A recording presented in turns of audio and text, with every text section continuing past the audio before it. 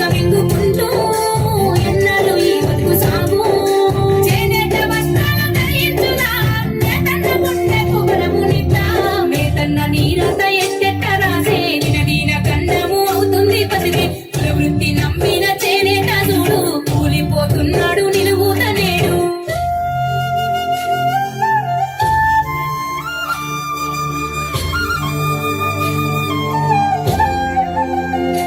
ఒక చీర మగ్గం మీద తయారై బయటికి రావడానికి 10 నుండి 12 రోజులు పడుతుంది. ఒక చీర తయారీలో ఎంత మంది కార్మికులు కష్టపడుతున్నారో చూశారుగా. తరతరాలుగా వస్తున్న సాంప్రదాయ వృత్తి మీద అభిమానంతో కష్టాన్ని ఇష్టపడుతున్న చేనేత కార్మికుల అంకిత భావాన్ని గుర్తిద్దాం. చేనేత వస్త్రాలను ధరించి వారిని ప్రోత్సహిద్దాం. మన నేతనని కాపాడుకుందాం. అంతరించిపోతున్న ఈ కళని తెరమరుగు అవ్వకుండా కాపాడుకోవాల్సిన బాధ్యత మనందరిది. నేతనల జీవితంలో వెలుగుని నింపుదాం.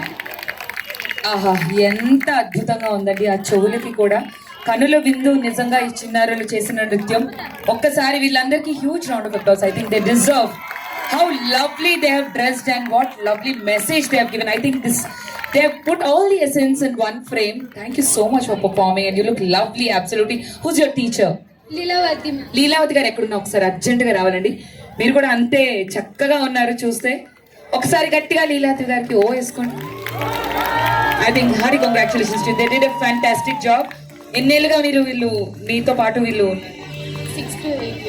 6 to 8 years నుంచి మేడం జర్నీ. అయితే హ్యూజ్ రౌండ్ ఆఫ్ అప్లాస్.